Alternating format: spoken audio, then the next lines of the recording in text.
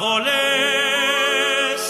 lloran por lluvias y montañas por aires. Así lloran los mis ojos por ti, querida amante. Así lloran los mis ojos por ti, querida amante. Torno y digo, ¿qué va a ser de mí? En tierras ajenas yo me voy a morir.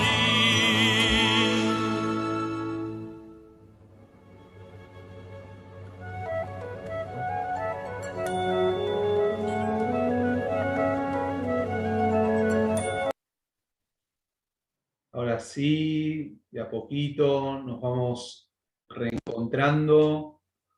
Algunos van encendiendo las cámaras de a poco, otros nos empiezan a saludar desde Facebook, así que un enorme cariño para todos los que nos están acompañando en el día de hoy. Esto no es un efecto del Zoom, sino que hoy tengo el placer de poder estar acompañando a Ellen en vivo en una tarde muy especial, una tarde... Sí, una tarde especial, de verdad. Una tarde especial y que yo había preparado para decir una tarde que nos hermana como pueblo, como nación, como seres humanos, como habitantes del planeta, porque esto no fue algo que pasó en un lugar, sino que ha pasado en gran parte de Europa, y muchos de los que están probablemente del otro lado de la pantalla, que nos van a ir contando desde dónde nos están viendo, seguramente estén habitando algún lugar que vos vayas a mencionar o que nos vayas a estar contando a lo largo del relato de hoy.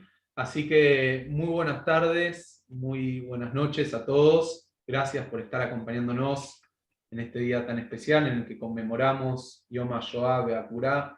A mí me gusta decir Día de la Shoah y del heroísmo. Yo no puedo cambiar la palabra Shoah. Para mí la palabra Shoah es intraducible, no sé qué palabra decir, no tiene traducción a otro idioma. Y la verdad es que es un día muy especial y para mí es mi honra poder pasarlo cerca tuyo, acompañándote. Gracias. Para mí es, la verdad, un enorme lujo. Antes de pasarle la palabra a María Cherrodazar, quiero agradecerles, como siempre, a quienes nos vienen acompañando con su auspicio, nos acompañan en cada actividad que realizamos desde el CIDICSEF, y son la Comunidad Israelita Sefaradí de Chile, el Centro de Estudios Sefardíes de Caracas, la Comunidad Israelita Sefardí del Uruguay, el Centro Cultural Sefardí de Montevideo, la Sociedad de Beneficencia Israelita Sefaradí del Perú, la Comunidad Hebrea Sefardí de Bogotá, la Comunidad Betel de Argentina y a la Comunidad Marroquí Asilva de Buenos Aires. A todos ellos, gracias por su compañía.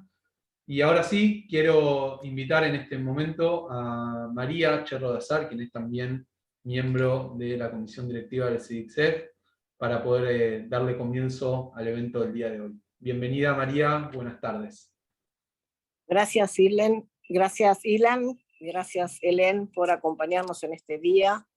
Realmente estamos emocionados, conmovidos de volver a encontrarnos con Helen, que fue una compañera permanente de CIDICSEF, y estos tiempos de pandemia nos han separado un poco, pero hoy, para conmemorar este día, tendremos su testimonio como un valor más importante para dar cuenta de aquellos años de la Francia ocupada, de los años 40 al 44, 42 o 44, donde justamente los franceses, muchos fueron colaboracionistas, muchos acompañaron las ideas del nazismo y provocaron grandes sufrimientos y grandes pérdidas humanas en Francia, en la Francia ocupada, pero también tendremos hoy el testimonio de Hélène,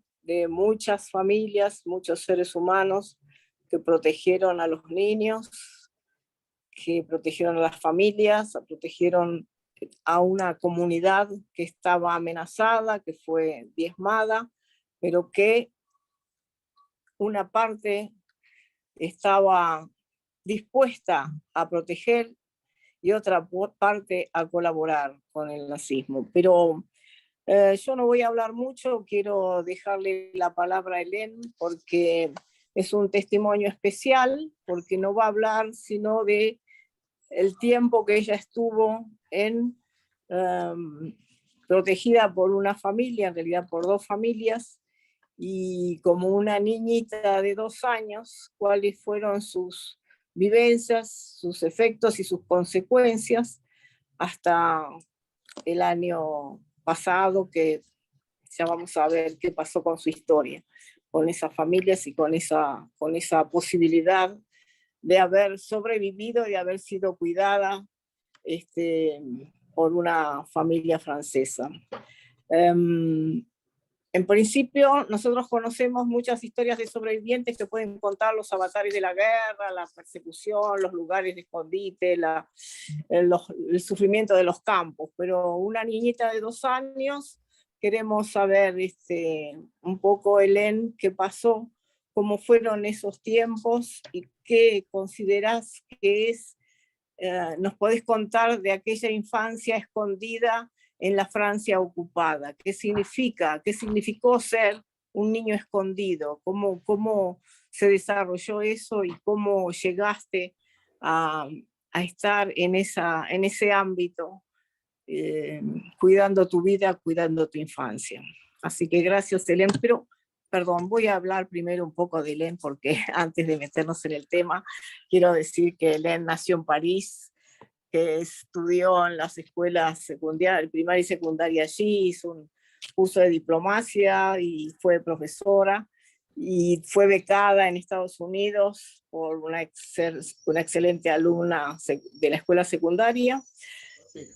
Llegó a Buenos Aires en 1961, casada, y que trabajó en la Hebraica, en el grupo de adultos mayores, donde allí conoció cantidad de personas cuyo origen ella, luego de trabajar un tiempo con ellos, se ocupó de dar cuenta de la vida de aquellas personas en los años 60, 61, sus orígenes, y dio motivo a la escritura de su primer libro sobre vidas de aquellos adultos mayores de la Hebraica Argentina. Luego se preocupó un poco más porque quería saber del lugar de origen de aquellas mujeres que llegaron a la Argentina, que tal vez primero estuvieron en las colonias, así que también escribió otro libro que se llama Vida en las colonias. Más adelante, también, como habrá visto, entre ese grupo de mujeres de la Hebraica, algunas mujeres sefaradíes, ¿sí? No solamente mujeres, mujeres y hombres. Mujeres y hombres, bueno, adultos mayores, vamos a poner. Y en este sentido también se ocupó, le causó curiosidad y quiso saber más sobre la vida y las costumbres de los sefaradíes, así que también escribió un hermosísimo libro que se llama Érase una vez separado. Érase una vez separado. En ese libro también tiene más de 60 testimonios con 30 comunidades diferentes, y es un riquísimo testimonio de unas comunidades con costumbres exóticas, variadas, y da cuenta justamente y pone en valor, para decir un poco, alumbra qué fueron de esas costumbres que figuran en ese libro, que son realmente de un color realmente interesantísimo, que nos dejó como principio de una historia de estas comunidades sefardíes y le dio un espacio enorme dentro de la comunidad judía argentina. Y luego, bueno, se ocupó ahora últimamente, también es miembro de del grupo de la Shoah, Generaciones de la Shoah, y también está trabajando sobre la vida de los sobrevivientes franceses en la Argentina, con un par de libros que son muy interesantes, y tiene otro en curso que luego Helen nos va a poder contar. Para empezar, Helen, con el testimonio de hoy, quisiera que nos contaras un poco qué es la infancia escondida en la Francia ocupada. María, ¿qué te parece si prendemos una vela primero? En recuerdo Sí, muy de la bien. Shoah.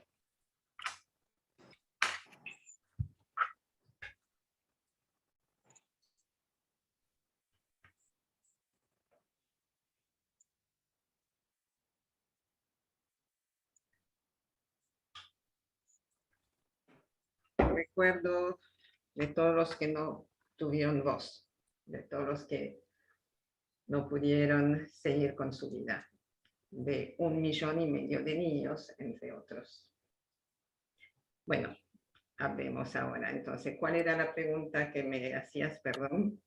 Y que nos contaras un poco cómo es el tema de la infancia escondida en la Francia ocupada, ¿no? Este Pero tema sí, de cómo fueron protegidos los niños, el y de qué tema, manera y cómo. el tema que el título que le di a la charla tiene esas palabras: infancia escondida. Para eso nos tenemos que remitir al niño escondido.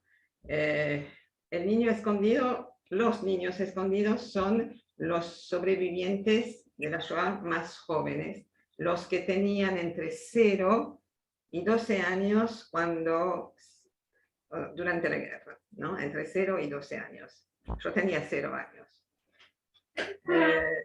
Y la infancia escondida es el recurso que muchos padres adoptaron para salvar a sus niños, entregándolos a familias que no eran judías, familias católicas o protestantes, que cuidaron a sus hijos mientras ellos trataban de esconderse en otras partes o, lamentablemente, partían en deportación.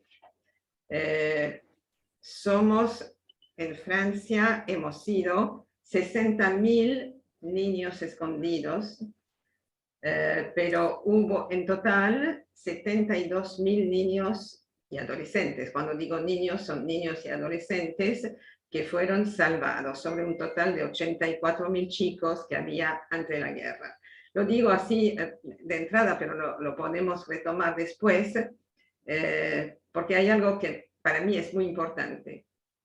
Es que Francia fue el país que, a pesar de ser colaboracionista, salvó la mayor proporción, estamos hablando no de cantidad, sino de proporción, la mayor proporción de niños, por una parte, y de adultos judíos. Eso es largo, o sea, tiene muchas explicaciones, no vamos a entrar en este detalle, pero lo quería mencionar. Entonces, ¿entro en mi tema, María, o quieres hacerme otra pregunta? Sí. No, me gustaría nada más que agregaras que esta cantidad de niños salvados proporcionalmente, que no solo fueron protegidos por familias, sino que hubo las instituciones. Una mención rápida, porque me parece interesante. Eso las es instituciones. un tema sumamente importante que espero pronto poder traerlo acá, digamos, con todos los honores, que es hablar de varias instituciones, no muchas, 3 sobre todo, 3 instituciones judías francesas que hicieron todo lo posible para salvar a judíos, en particular a niños judíos, aún en las narices de los alemanes. O sea, no los puedo explicar acá, pero tenemos que mencionar primero la WITSO, porque la WITSO la conocemos todos. La WITSO salvó a unos 2.000 chicos, y luego les Éclaireurs Juifs de France, EI, Éclaireurs, o sea, Boy Scouts, también chicas, que estaban en la resistencia como scouts y hicieron también mucho para salvar a niños. Y la que más trabajó y la que más salvó chicos fue la OSE, Obra de Socorro a los Niños, que tuvimos la suerte hace unos años de recibir aquí a Katy Kazan, la historiadora de la OSE, y que realmente es un tema que merece la pena de ser conocido en toda su dimensión. Así que sí, no solamente los padres salvaron a sus hijos, sino que hubo padres que entregaron sus hijos a estas instituciones cuando ya veían que a ellos les iba a pasar algo o que no tenían siquiera para darle de comer. Y esas instituciones se ocuparon primero de colocar, cuando todavía se podía, colocar a estos chicos en lo que se llamaba castillo, les châteaux, que muchos eran châteaux viejos, o sea, no châteaux lujosos, pero que habían sido châteaux y que los utilizaron porque eran grandes, para colocar, digamos, para ubicar a 50, 60 chicos o más, darles de comer, darles educación, hacerles hacer deportes, cuidarlos desde el punto de vista de la salud. Luego, lamentablemente, alrededor del año 43, cuando ya los alemanes estaban en toda Francia, enterados de que existían esas instituciones, ya hubo, digamos, redadas contra estas instituciones. La OSE, así como la WITSO, tuvieron que cerrar sus centros y ahí repartir a los chicos que tenían en familias campesinas. Eso fue una segunda fase muy difícil también. De esa fase participaron dos de las personas que yo tengo en mi libro, Irene Spanier y Micheline Volanovsky, y también, Micheline Volanovsky principalmente, que eran un poco más grandes y que tuvieron a su cargo de llevar chicos de 6, 5 años, primero buscar familias y después venir con los chicos a lo de estas familias para entregarlos, tomando todos los recaudos, a ver si era gente honesta, limpia, buena, si les iba a dar bien de comer, etc. Y estas personas tenían que volver una vez, en general, cuando podían, volver una vez por mes más o menos, para controlar el estado de salud y de cuidado de los chicos. Eso, bueno, prometo que en algún momento lo hacemos. Hoy vamos a hablar entonces, contarnos un poco, Helen, sobre este enigmático título de tu trabajo, que es 2 recuerdos en 4 fotos, ¿no? ¿Sí? ¿Puede ser? Puede ser. ¿Por qué puse este título? 2 fotos y... No, 2 recuerdos y 4 fotos. Y 4 fotos. Porque, bueno, mi historia es la historia de una niña, justamente, que sus padres colocaron en una familia católica para que esté más segura, mientras ellos intentaban huir de Francia. Para eso nos tenemos que ubicar. Yo nací en el 40, 5 meses después de declarada la guerra, 5 meses antes de que llegaran los alemanes a París. Los 2 primeros años fueron años difíciles, con cada vez más leyes que limitaban la libertad de los judíos, pero lo peor sucedió en julio del 42, cuando yo tenía 2 años y medio, que hubo una redada que fue muy cruenta, la gran redada, donde los alemanes habían pedido a la policía francesa, a los gendarmes, arrestar 28.000 judíos, una cifra enorme.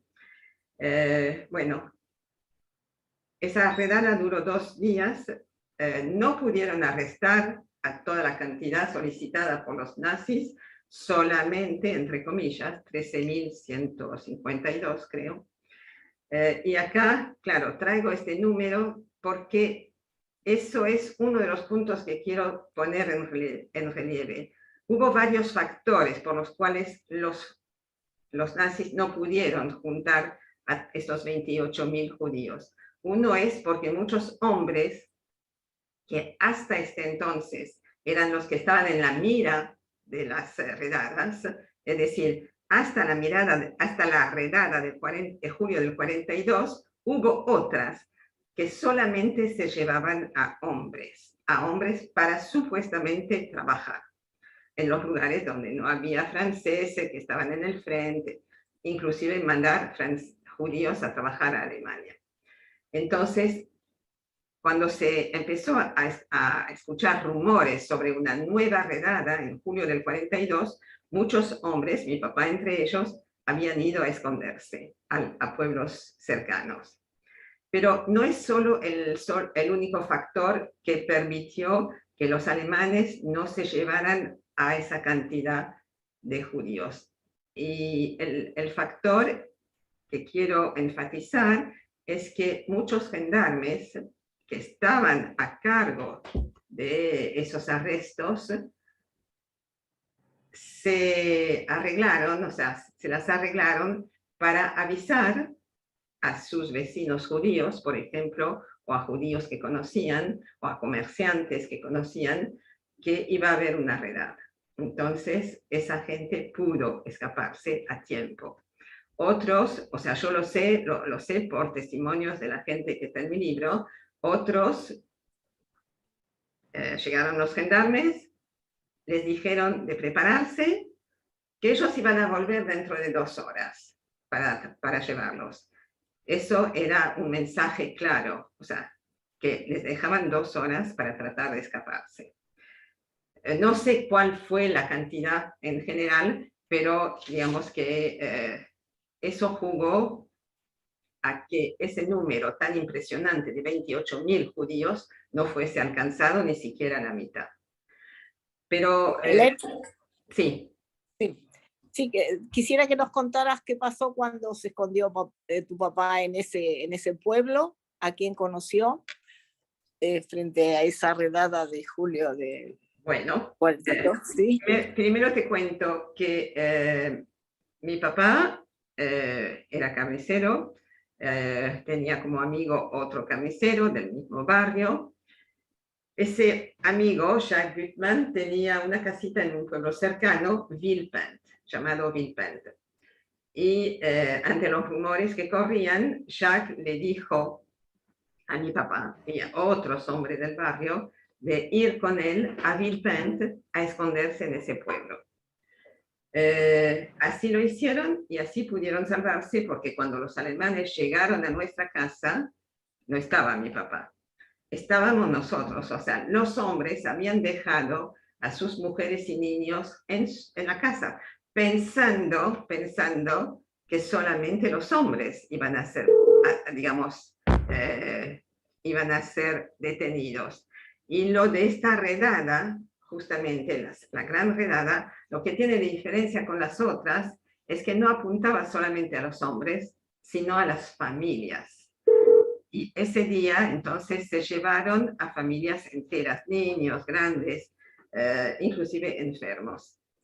Mi papá, cuando se salvó porque estaba en ese pueblo junto con otros hombres, cuando mi mamá se dio cuenta de que la redada ya se estaba tranquilizando, yo tenía un hermano de 8 años mayor que yo. Fuimos los 3, no sé cómo, al pueblo donde estaba mi papá, y bueno, y allí tuvieron que tomar la decisión. O sea, ya no se podía especular con quedarse en París, ya, o sea, no voy a hablar ahora de las ordenanzas, de los decretos y todo eso que habían reducido a los judíos ya para ese entonces a un estado de parias, porque no se podía trabajar, porque se les había arianizado los negocios, etcétera. Pero los judíos que hasta ese momento habían hecho todo lo posible para quedarse en París o en cualquier otra gran ciudad, se dieron cuenta que no podían quedarse más porque los alemanes estaban en todo lado.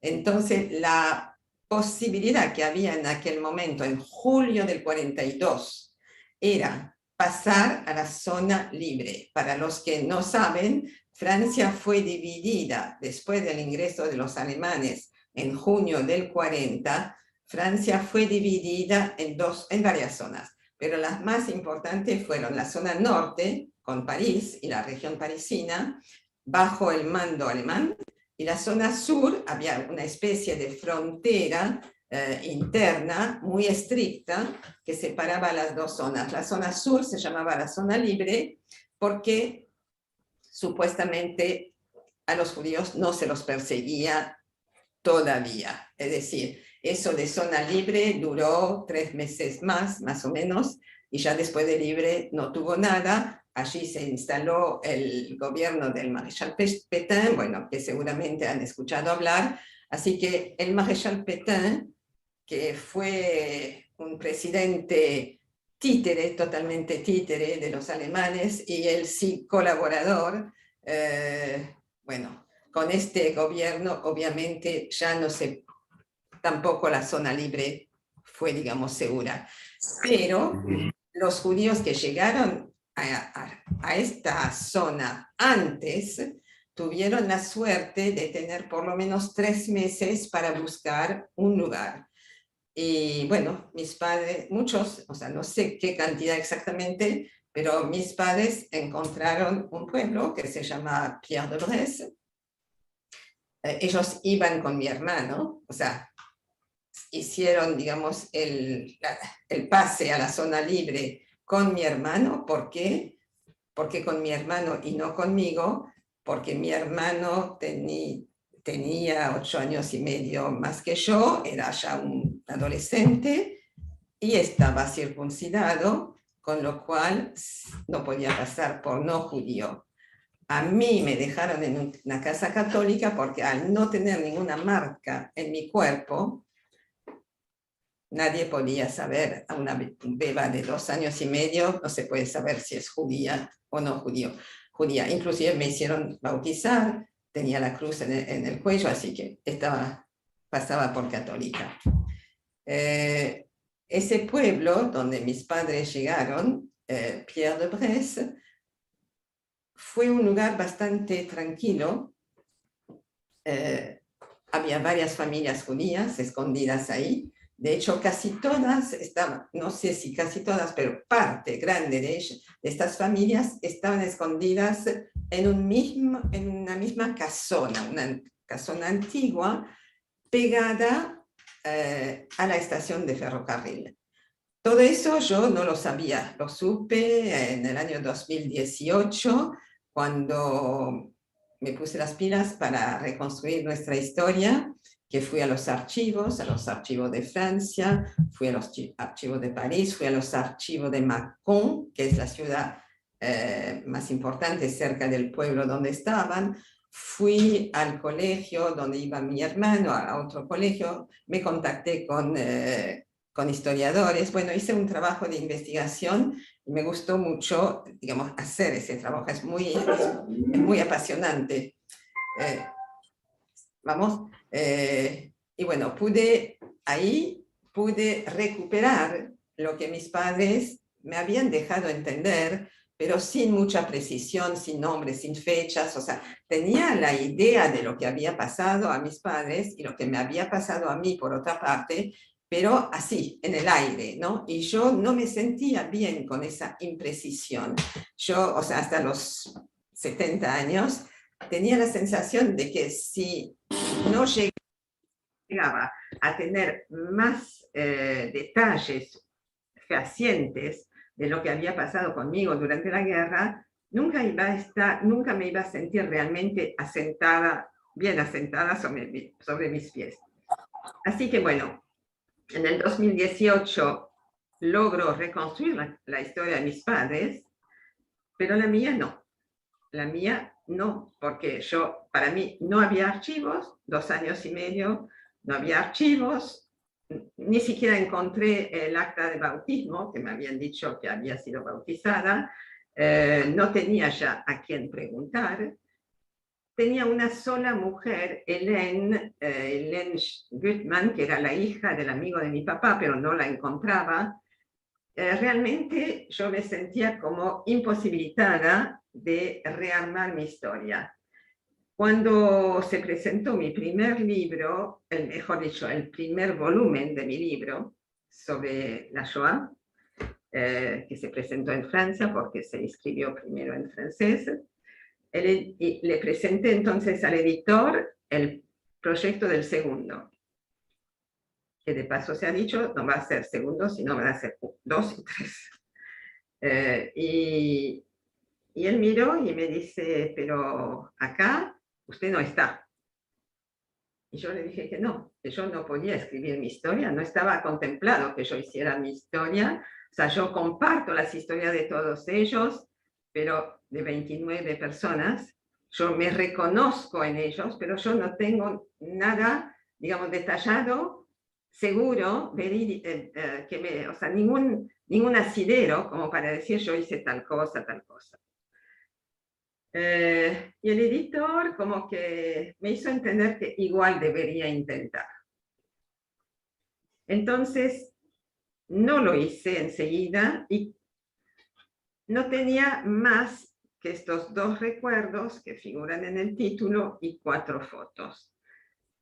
No tenía, o sea, con los 2 recuerdos que tenía no podía rearmar una historia. Uno era un gusto feo en la garganta, cuando recordaba, cuando me ponía triste o cuando tenía algún problema, me subía un gusto feo en la garganta que después de analizarlo, de hablarlo con gente, era el gusto del rutabaga. El rutabaga es un tubérculo que se cultiva para los chanchos. Es comestible, pero es muy feo, aparentemente.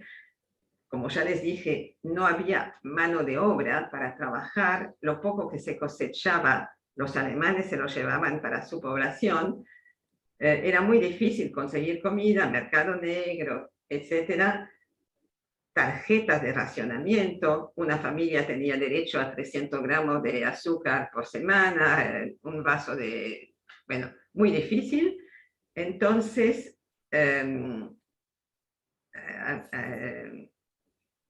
me perdí. ¿Por dónde andaba? Sí. Ayúdame. No, por el gusto feo en la garganta y el otro recuerdo, ¿cuál era? Sí. Gracias. Que eso, perdón, Helen, eso, digamos, pertenece a tu presencia en esa familia que te protegió en Villepin, el sabor, Claro. esa comida que habías comido. Claro. Y el otro... eso, sí. Gracias por preguntarlo, porque eso es parte de mi prejuicio, del prejuicio que yo tuve durante muchos años en cuanto a esta familia. Después lo vemos. El otro recuerdo era mucho más lindo, era ver caer paracaídas de todos los colores sobre un campo azul. Pero con esto, ¿qué puedo hacer? Después, de pronto se me ocurrió que tenía un álbum de fotos de mi infancia, y de esa infancia había 4 fotos tomadas. ¿La podemos pasar? Con esa familia.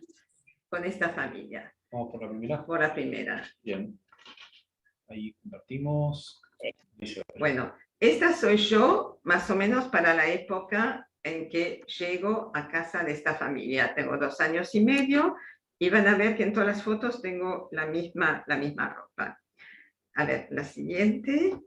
¿Qué número? Y sería la 3. El número 3, ahí la compartimos. Ahí ya la ponemos un segundo.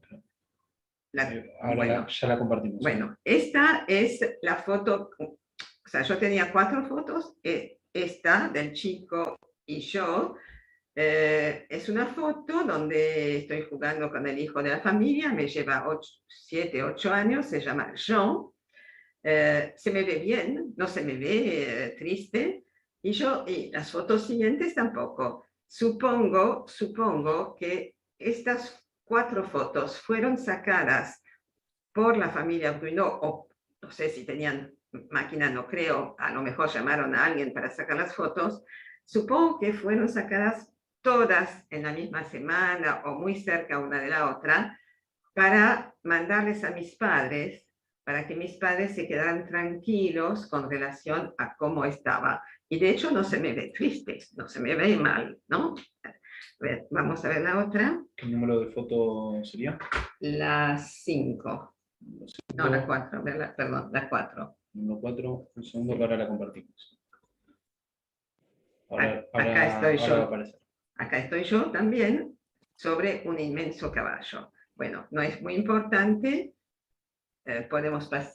Bueno, ahora pásame la 3, no, la 2, el árbol general. La número 2. La 2. Un segundito. Perdón por el desprolijo, pero tuvimos un poco de problemas. No, pero ya están resolucionados.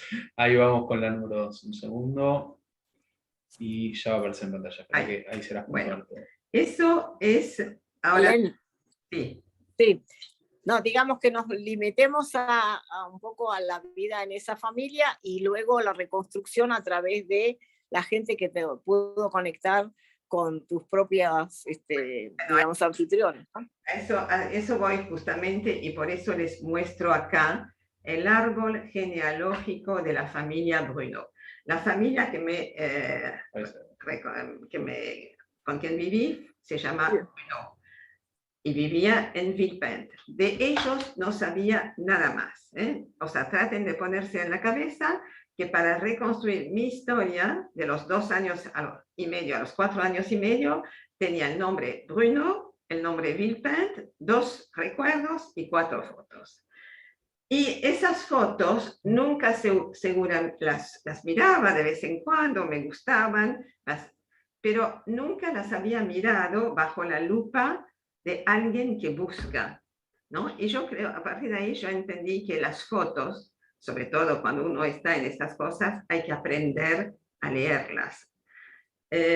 Y no lo hubiese hecho si no hubiese sido por algo fortuito. Muy rápidamente. Yo estaba terminando el testimonio de una amiga mía, que debe estar por acá mirando, que es Josette, y nos faltaba algo que realmente no lográbamos encontrarle la vuelta. Y yo no quería dejar su testimonio con esa duda. Se me ocurrió en el año 18, 19 o 20 escribir al Memorial de la Shoah de París. Ahí me contestó un señor, un voluntario, Bernard Goldberg, también sobreviviente, pero él peor que nosotras, porque sus padres fueron deportados. Y bueno, el problema de Josette lo solucionamos, no totalmente, pero bastante. Pero ¿qué pasa? Me quedé en contacto con este hombre porque sobrevivientes los dos. Me preguntó cómo me había salvado, yo le pregunté cómo había sido, bueno. Y cuando le dije que me habían escondido en Villepinte, me dice, qué casualidad, yo estoy haciendo justamente una búsqueda para otra señora mayor que vos, que también fue escondida en Villepinte. Bueno, ya eso me llamó un poco la atención, fue una casualidad alentadora. Después me dice que para buscar información tomó contacto con la archivista del pueblo de Villepinte, del ayuntamiento del pueblo. Se llama Victoria, una chica historiadora, no judía, que ha hecho un trabajo magnífico y que esta mujer entonces yo me pongo en contacto con esta mujer, le digo que yo fui escondida ahí, que me gustaría recuperar, bueno. Y me dice, qué casualidad, hace unos 10 años que estoy trabajando sobre el posible reconocimiento como justos entre las naciones de unas familias del lugar, Villepinte, que escondieron a chicos. ¿No les parece que es mucha casualidad? Entonces yo le digo, bueno, mira, yo soy una de estos chicos que fue salvada por una familia, tal familia, pero no sé nada. Bueno, me preguntó una cosa, otra, le dije que tenía 4 fotos, le mandé las fotos. Detrás de cada foto había un mensajito. Ahora lo vamos a ver. Y ella me manda este árbol genealógico, que por ahí les puede parecer extraño que una familia de pueblo, una familia muy humilde, tuviese un árbol genealógico. A mí también me pareció raro, pero parece que es algo que se está haciendo en Francia por temas sobre todo de sucesión. Bueno, pero eso no es nuestro tema. En este árbol genealógico veo entonces, por primera vez me doy cuenta de que la señora que que me acogió fue Jeanne, no sabía su nombre, el papá, el marido Jules, yo ni me acordaba que había un hombre, que tuvieron 5 hijos, y entre los 5 hijos figura una que se llama Léonie.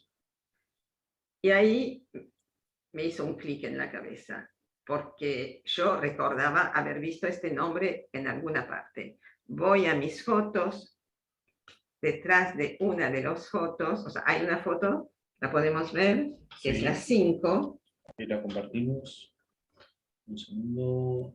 5, ahora la van a ver todos. Ahí, en esta foto, soy yo, chiquitita, dándole flores a Léonie, a la hija más grande de la señora Bruno. Bueno, antes del año pasado, yo pensaba que ella era Madame Bruno. O sea, ni idea. Yo ni me podía imaginar que Madame Bruno tenía una hija tan grande. Entonces, cuando veo que la Léonie del árbol genealógico es la misma Léonie que yo tengo al revés, ¿podemos ponerlo al revés? ¿Qué número de foto? 6. Ahora la vamos a mostrar. ¿Ven? Ahí dice, al revés de esta foto, dice, Que ahí lo vamos a mostrar. aquí está su hijita, mal escrito. No, aquí está mi hija con su pequeña hija que le está dando flores a su tía Léonie.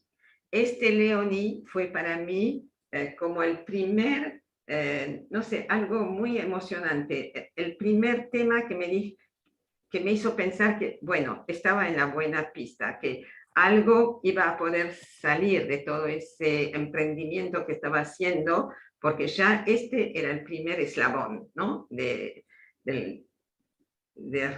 reconstrucción. Entonces, pasamos a otra. ¿Número? Y vamos a ir a la 7. A Michelle.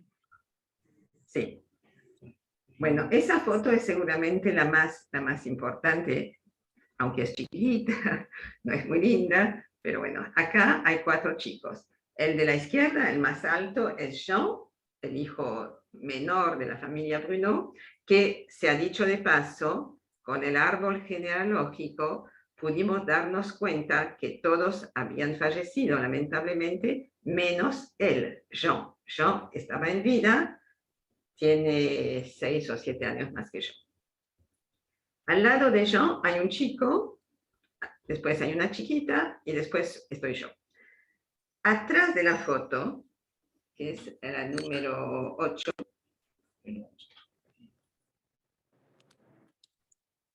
bueno, eso es el reverso de la foto de los 4 chicos. Y ahí dice, aquí está mi hijo con su hija, Hélène, que juegan con vecinitos que se llaman Suzanne y Michel, que viven en el 45 Rue Julien Lacroix, París 20.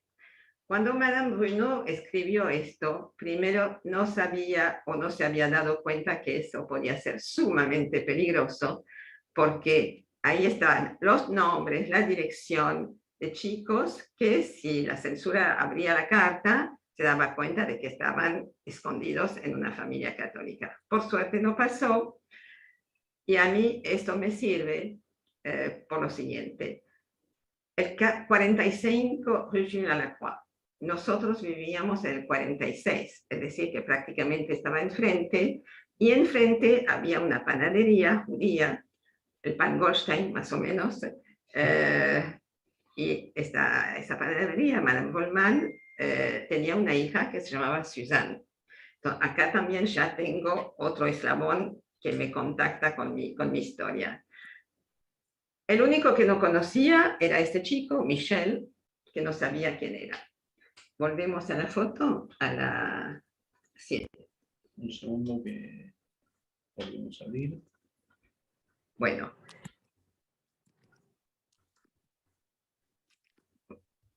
Entonces, estamos acá los cuatro, yo, Suzanne, Michel y Jean.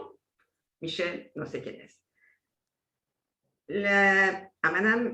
A la archivista, cuando le mando esta foto, le digo que son chicos que vivían cerca mío en París, pero bueno, no sé quién es. La archivista me dice que casualmente, las casualidades, está trabajando en ese momento sobre el posible reconocimiento de una familia católica que se llama Payen, que esta familia había recibido varios chicos, la mía también, pero que Madame Payen era reconocida como una mujer que había salvado a muchos chicos y está seguro de que va a ser reconocida como justa, ella y el esposo. Y entre los chicos que ella cuidaba había un Michel. Michel es un nombre muy común en Francia, así que no me llamó la atención. En ese proceso o sea, en su trabajo de hacer la carpeta de la familia Payen, la archivista se va a entrevistarlo al Michel de hoy, que tiene 84, 85 años. Bueno, en esa entrevista, Michel le muestra unas fotos que él tiene también, 3 fotos. Podemos pasar ahora, es la 9, pero me gustaría ponerlas juntas, ¿se puede? Estaríamos imposibilitados. Bueno, entonces, ¿no podés hacer milagros? Otro más. Bueno, este es el Michel que está con la señora Payen y otra niñita.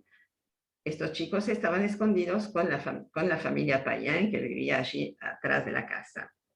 Ahora, la archivista se da cuenta, mirando la foto, que la ropita de este Michel es la misma que la ropita del Michel de mi foto. Y entonces le pregunta, además sí tiene la misma carita, el mismo corte de pelo, le pregunta, ¿usted se reconoce en esta foto? Y dice, sí, soy yo. Ese es Michel Koplevich.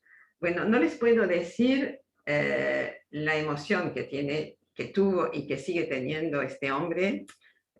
No lo puede creer, dice que es un milagro, 79 años después. O sea, yo tenía tuve esta foto durante toda mi vida.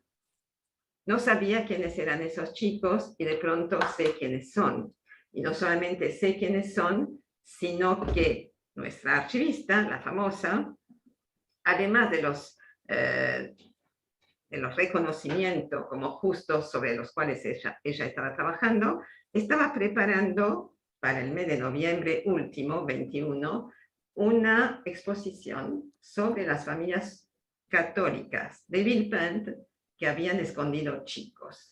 Y ahí yo me entero de que no había sido la única niña escondida, que había habido varias, bastante, que no solamente eso, sino que habían vivido una comunidad bastante, no importante, sino una comunidad judía en Villepinte, porque había sido en un tiempo fácil de comprar tierras.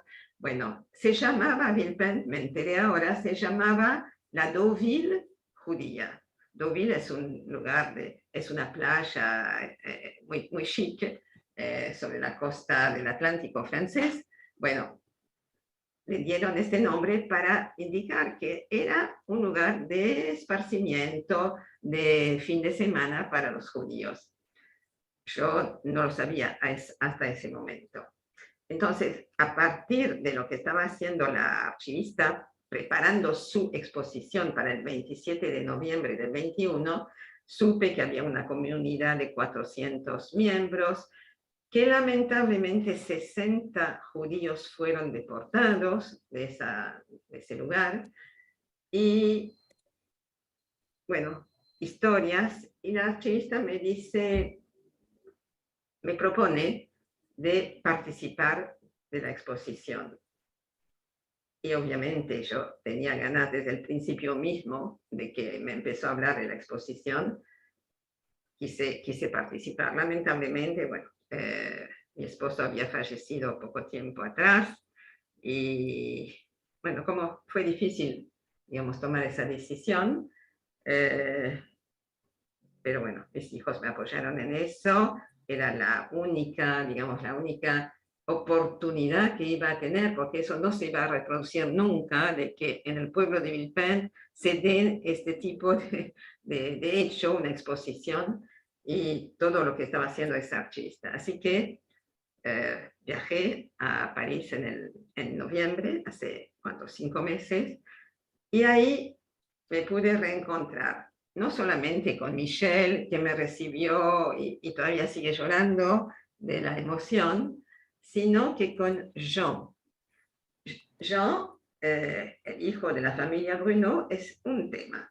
Yo ya había podido hablar por teléfono con él un año antes, justo el 1 de noviembre, lo queda marcado, 1 de noviembre del 2020, gracias en parte al archivista, que se había dado cuenta de que el hombre vivía, y gracias a Bernard, que había encontrado dónde vivía, porque no vivía ahí, y el teléfono, bueno, pudimos hablar por teléfono.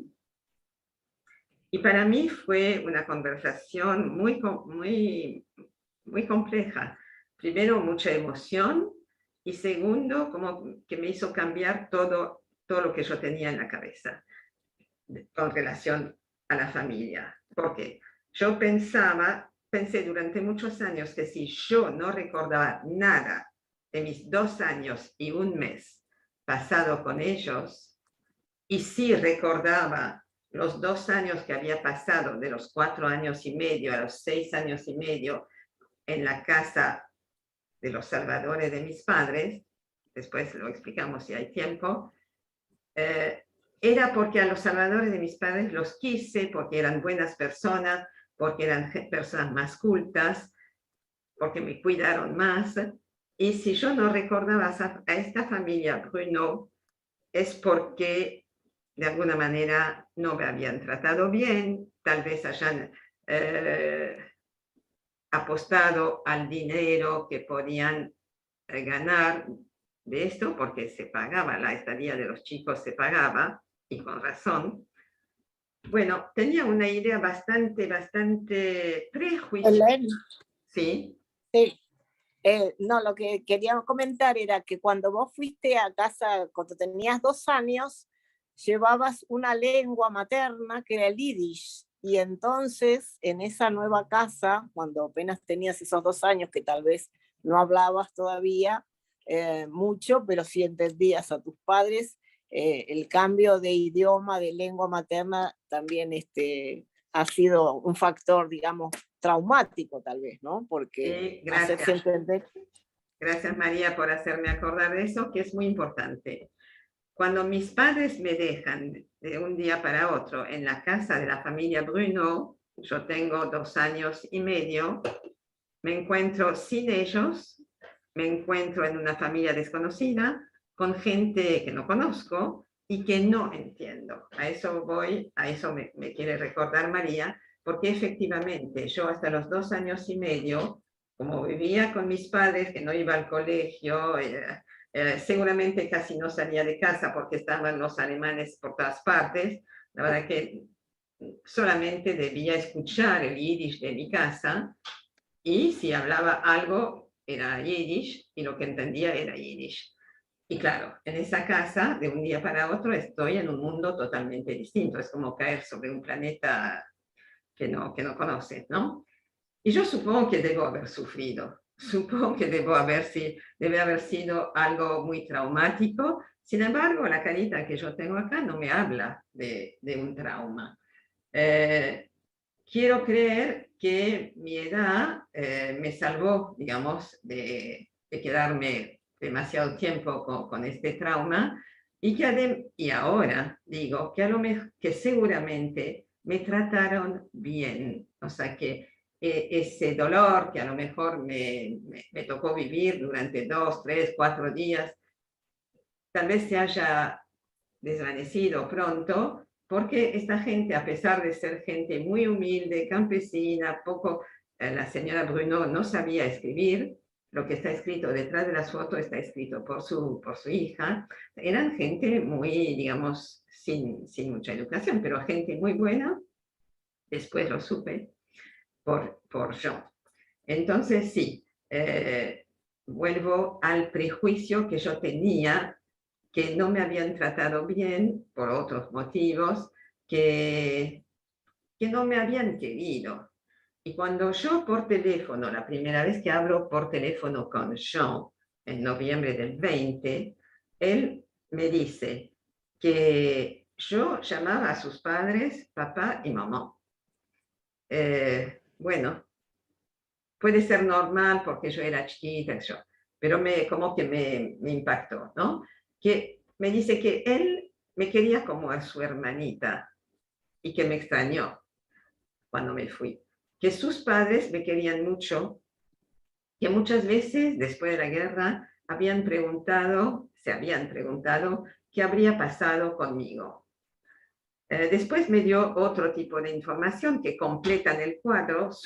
¿Vieron el caballo sobre el cual estoy antes? Bueno, le pregunté, ¿y ese caballo? Bueno, ese caballo, Bijou, joyita, era el caballo que su padre utilizaba para ir a París a comprar comida que no había en el pueblo y a llevar comida del pueblo para allá. Un detalle que me marcó y que es muy importante y lo quiero decir, es que en esta época la comida estaba racionada, ¿no? Como les dije antes, había que comprar con de racionamiento. El intendente del pueblo, que era comunista, y había una red, digamos, de ayuda entre el Partido Comunista del barrio donde yo vivía y el pueblo, digamos, estaban en filière, no sé cómo se dice, que estaban trabajando juntos. El intendente era comunista y resistente, ¿no? O sea, muchos de los comunistas eran resistentes, y él hacía tarjetas de racionamiento falsas para entregar a las familias que tenían chicos. Entonces, eso, o sea, no tiene que ver especialmente conmigo, pero creo que hay que decirlo, es algo muy valioso porque obviamente se ponía en riesgo, ¿no? Después me dijo muchas otras cosas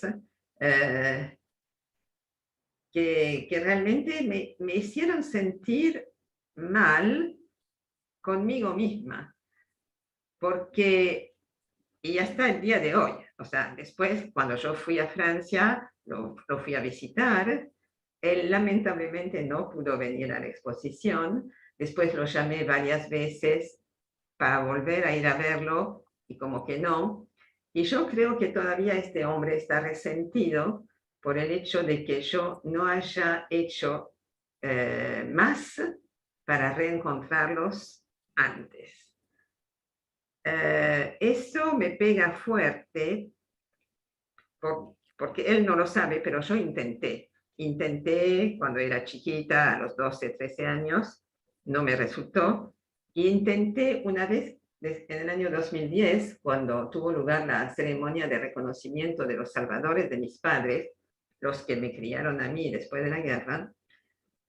Esa fue una misión que yo cumplí, bueno, y después recuerdo que al terminar esa jornada, que obviamente había sido muy movilizante, les dije a mis hijos que me habían acompañado y a Salomón, ahora tengo que buscar a los Bruno, me acuerdo perfectamente.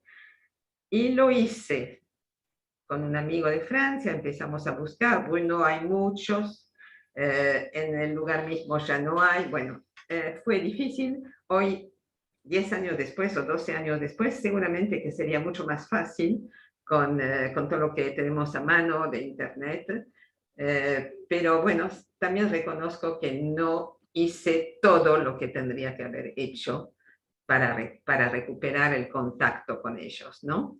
Y que su mamá en particular me hubiese querido volver a verme. Bueno, las cosas están así, no puedo ir marcha atrás, pero quiero mostrar la última foto, si me Sí, permitís, bueno, por favor. que es la Sí, 2. No, la de la familia. ¿Se está? Esta. Ahora la muestro, Sí. para que ahí la ponemos en grande para todos, para que la puedan ver. Listo. Bueno, Jean no tenía ninguna foto de nuestra vida en común durante la guerra, pero sí tenía esta foto que fue sacada en el año 46, o sea, después de la guerra, cuando se casó la hija de la familia Bruno, otra de las hijas, con un hijo de la familia Payen, donde estaba escondido Michel, ¿no? O sea que las dos familias que eran vecinas, qué interesante. las casas se tocaban por el jardín. Bueno, el hijo de uno se casó con la hija de la otra. Y acá está Madame Bruno. Acá está Jean. La verdad que ahí lo voy mostrando con Por favor. el mouse. Sí. Aquí sería... Madame Bruno, Jean, que es el chiquito, y Monsieur Bruno. Y yo, cuando vi esta foto, dije, pero es imposible que yo no me acuerde. O sea, realmente me culpo. ¿Cómo puede ser que no me acuerde de ellos? Eso fue un año después de la guerra. O sea, no habían cambiado. Es una cara de bondad. La mujer tiene una cara de bondad. No puede ser que yo no me acuerde. Pero bueno, los psicólogos que hagan su trabajo. Bueno, acá no termina. ¿Puedo seguir un poquito? Nos gustaría que contaras el encuentro con Michel. Bueno, eso justamente.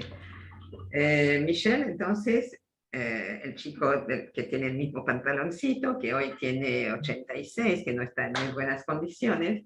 Bueno, tuvimos la suerte de tener en común a ese Bernard, el voluntario que me ayudó con Josette, que realmente es un hombre divino y muy generoso con su tiempo. Decidimos, unos días antes de la exposición, decidimos volver al lugar donde habíamos estado escondidos. Él por una parte, Michel, y yo por otra. Y nos llevó Bernard. A ver, la foto 11. Bueno. Un segundo y ya se anotó. Bueno, ustedes ven acá, Avenue du Vert Galant. Eso es la foto sacada delante de la casa del 38, Avenue du Vert Galant, ahí donde estaba la casa de los Bruno. Obviamente no es la misma casa, ahora es toda una zona bastante linda de casas modestas, pero muy linda, o sea, bien. Yo supongo que en el 42 no era para nada igual, pero está la calle, está el número. Y yo estaba ahí durante 2 años y medio y un mes estuve ahí. Este es Michel, que nos está acompañando y vamos a dar vuelta en la foto número 12.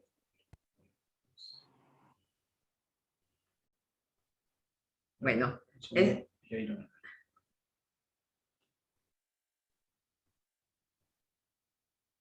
bueno, como verán, esta es una esquina. Él vivía acá, en la rue Fille de Girard. Y acá es rue du Vert Galant. Es decir, o sea, para confirmarles lo que yo les decía, estábamos escondidos en 2 casas que se estaban pegadas una a la otra.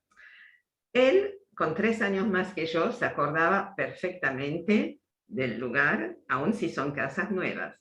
Entonces decía que él salía de acá, tomaba por la avenue du Vert Galant, 10 metros, y Jean lo estaba esperando delante de la puerta y se iban los dos juntos a la escuela.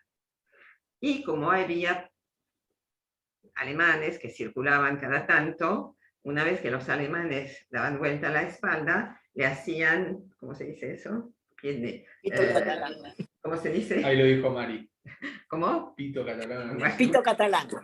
Bueno, y se reía, o sea, Michel se reía. Pero lo más interesante de todo es que Michel me dijo, a ver, en la otra foto, no, la 11. Sí. acá, esa era la casa. Enfrente, sobre esta misma calle, justo enfrente, estaba el campo de Monsieur Bruno, donde cosechaba algunas papas, zapallos, rutabaga a lo mejor, ¿no? Tenía su caballo para ayudarlo. Tenía también un montón de estiércol delante del campo para abonar el campo. Y no sé si lo digo, María, pero bueno, lo vamos a decir. Eso del estiércol es tal vez la razón más fuerte que me hizo pensar durante muchos años que no me habían tratado bien. Que estoy totalmente en desacuerdo con yo misma ahora, porque una sola vez vino mi papá a verme, cuando él ya estaba escondido cerca de París. Vinieron en bicicleta con la señora donde estaban, y llegaron. Cuando llegaron, yo estaba con una enfermedad de niña, que no sé cuál, y estaba, disculpen, estaba haciendo mis necesidades sobre el montón de estiércol. Obviamente, esta imagen me quedó como horrible, como que descuido, poca higiene, en fin, mal. Ahora, después de haber visto la historia de 30 personas en mi libro, algunas mejores, algunas peores, me di cuenta de que eso era totalmente la costumbre. En el campo se necesitaba estiércol, el estiércol se dejaba afuera, bueno, y nada, esa era la modalidad. Como les digo, eran gente no muy educada, pero trabajadora, buena gente. Entonces, yo creo que mi papá, pobrecito, cuando me contó esto, no sabía que esto iba a influir tanto en mí como para pensar negativamente de la familia Bruno. Hoy estoy arrepentida de haber pensado así, y digamos que doy todas las explicaciones necesarias. Inclusive ayer Graciela de Mario me explicó desde el punto de vista psicológico, así que lo podemos hablar. Pero lo quiero... Vamos cerrando. Sí. Sí, vamos cerrando con esa escena que me gusta. Sí. Exactamente, a eso voy. Quiero cerrar con una cosa muy linda. Estamos de vuelta en la 12. Ahí. Bueno, la casa donde vivía Michel. Michel me dice, acá, digamos, enfrente, sobre la izquierda mía, estaba el campo de Monsieur Bruno. Pero me dice, y acá enfrente había un campo que no tenía nada especial, sino alfalfa. ¿Y se acuerdan ustedes del recuerdo visual mío? A ver si me escucharon antes. Sí, como no. Sí. Había un campo con flores azules. Claro, los paracaídas que caen sobre un campo azul.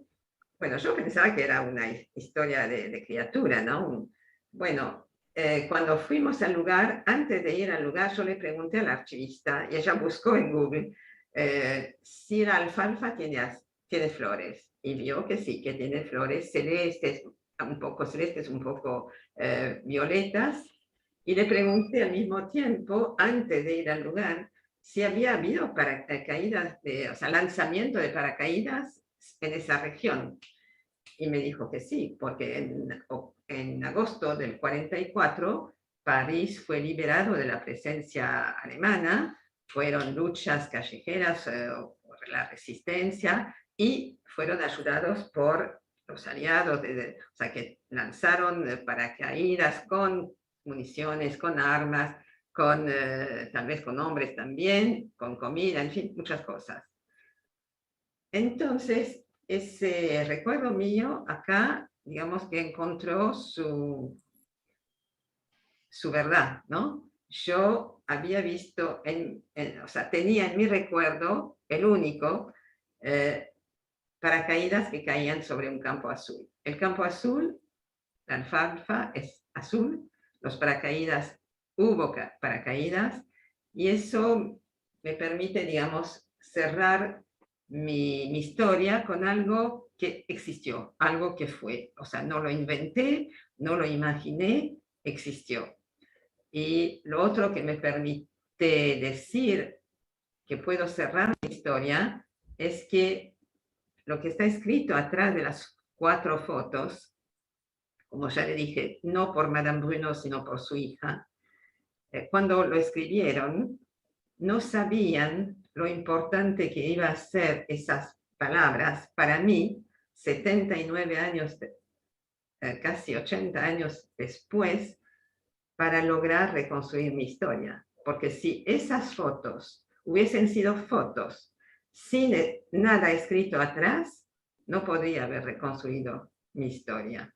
Así que, bueno, mi agradecimiento póstumo a esta gente que me salvó. Y a ustedes que me escuchan.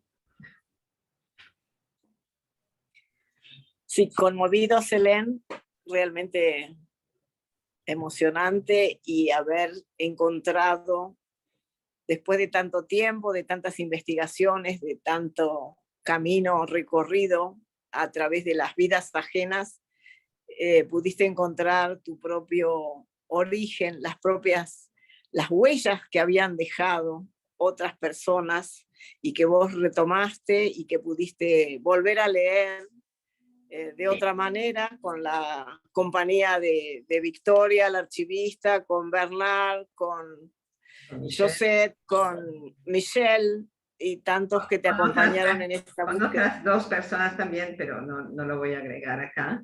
Pero realmente ese viaje a París de noviembre fue lo que yo nunca me imaginé, porque yo estaba tan deseosa de cerrar, de recuperar mi infancia, que ya lo había dado por perdido, porque no sabía cómo, y de pronto es como que se me ofreció todo en bandeja. O sea, no tuve que hacer ningún esfuerzo.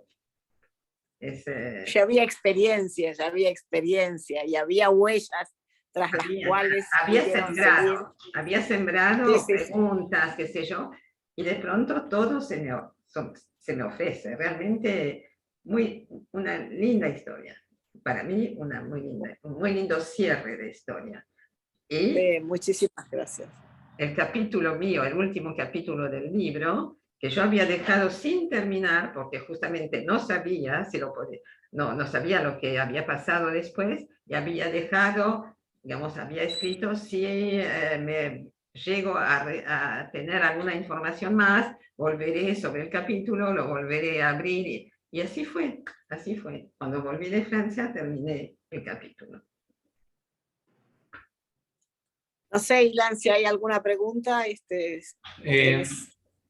Tengo una pregunta que le llegó a Mario, me parece, o un comentario que tiene Mario para hacer, así que lo voy a sumar a Mario un segundo a la pantalla y después yo cierro desde acá con Ellen. Así que Mario Cohen, presidente del CICEF, adelante. Está pidiendo la palabra André Gattegno, ya se la damos. Lo que queremos es agradecer profundamente a María y a Helen por habernos regalado a la emoción, y a la historia, y a la memoria, lo que ustedes hoy nos han dado. Helen, sos una investigadora de primera, te agradecemos que sea el CIRICSEF la primera institución que recibe toda esta información, y te diría cuánto dolor, cuánto sufrimiento. Estaba pensando en tus padres, dejarte dos veces en 2 oportunidades delante de personas que casi no conocían, y perder a un hijo durante tantos años. Honestamente, cuánto dolor, cuánto sufrimiento. La Shoah es una parte de la Shoah también, todo esto. Helen, estamos profundamente agradecidos en nombre de CIRICSEF y todas las instituciones en toda América que nos apoyan. Gracias por tu testimonio. Le doy la palabra a André Gattegno, que quiere hacer una pregunta. Perdón, si me permiten. Sí, Mario, te agradezco haberlo dicho. No tuve tiempo, no recordé, pero nuestros primeros salvadores, a quienes éramos chicos y fuimos entregados a familias católicas, nuestros primeros salvadores fueron nuestros padres, porque tomar esa decisión, yo no sé si la podía tomar hoy. Realmente había que ser muy fuerte y muy precavido y tener, digamos, un instinto muy especial para tomar esa decisión. Gracias, Mario. Andrés. Bueno, Helen, bueno, antes que nada, nosotros hemos compartido los últimos casi 15 años con este tema, y justamente yo lo que iba a plantear es esa sensación que a veces vi en vos de pensar que tus padres te habían abandonado, cuando en realidad esa decisión tan difícil, porque si nuestros padres nos han salvado porque existíamos. Yo pienso que de no haber tenido hijos, nuestros padres probablemente se hubiesen quedado, hubiesen tratado de salvarse de otro modo, pero realmente ese esfuerzo, eso que surgió del sentimiento de ser padres, y en tu caso desprenderse de una hija para poder salvarla, es un punto que quería destacar.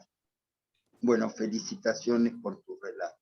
Gracias, Andrés. Yo quiero agregar una palabrita. Cuando yo hablo de abandono, porque empleo esta palabra, es cierta, pero no digo que es entre comillas. No es abandono, sino sensación de abandono que han tenido los chicos que de pronto fueron separados de los padres, porque fue una sensación, es imposible que no hayan sentido esa sensación de abandono. No fue un abandono querido por los padres, ¿no? O sea, esa diferencia quiero hacer. Bueno, André, gracias por haberlo traído, haber traído este tema. Un saludo también para Andrés, de mi parte, acá al lado de Helen. Me toca de a poquito empezar a cerrar el encuentro de hoy. Estoy profundamente emocionado, no tengo palabras, de verdad que no tengo palabras. Tener el honor de poder escuchar los testimonios de Helen, de André. En su momento recuerdo un pequeño detalle personal, de haber hablado con Sara Rus, de haber hecho Marcha por la Vida con Sara Rus. Nosotros tenemos la oportunidad de escucharlos y la obligación de transmitir como ese concepto tan judío de todos los tiempos, que es de dor vador, de generación en generación. La verdad es que no tengo palabras. Estoy profundamente emocionado porque... Tengo que consolar yo. No, lo que Helen dice es algo quizás a veces que parece obvio, pero tan necesario. Helen cerró su testimonio diciendo: yo no lo soñé, esto fue verdad, esto pasó y es real. Y es increíble, parece, ¿no? Una paradoja tanto tiempo después, seguir luchando, diciendo que esto es verdad, que esto sucedió, que esta tragedia ocurrió y que no podemos olvidar, y que nuestro deber es recordar. Y te quiero agradecer mucho. Yo no sé si del otro lado de la pantalla se sintió el cariño de Helen, pero quiero decirles que a mí me eriza la piel, y esta oportunidad que nos da el CIDICSEF para vivir este momento, que además queda guardado para futuras generaciones, es un privilegio el que tuvimos hoy en esta tarde, noche ya de Buenos Aires. Helen, mañana tenemos la oportunidad de seguir escuchándote, ¿no?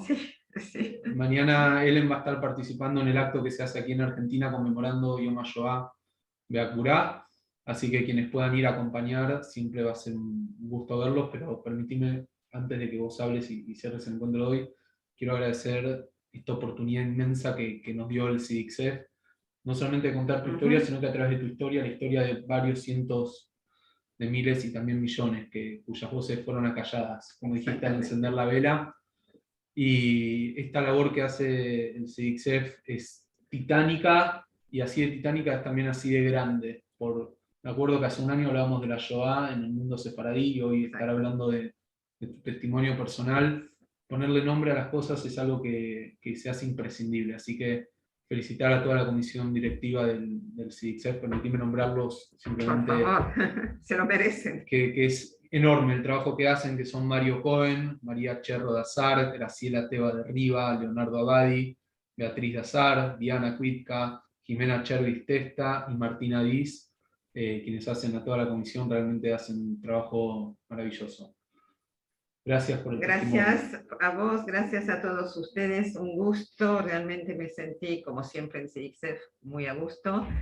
Siento que tengo el cariño de ustedes, la calidez, y bueno, seguir hablando, porque de eso nunca se va a terminar de hablar, de saber todo, no hablar solamente de ya estamos en otra etapa, no solamente hablar de lo terrible, que sí hay que seguir hablando, pero también hablar de lo que se puede rescatar, de lo bueno que hubo, porque hubo gente buena, hubo gente que puso su vida en peligro y que murió por ayudar a judíos. Bueno, es el mensaje, ¿no? Que tenemos que transmitir a las generaciones jóvenes, que no hay que mirar para atrás, no hay que mirar de costado, no hay que ser indiferente, hay que mirar y ayudar al que lo necesita. Cerramos el encuentro de hoy con estas palabras de él. A todos, gracias por acompañarnos. Próximamente nos estaremos viendo y gracias. Gracias de verdad. Gracias. Hasta luego, nos vemos.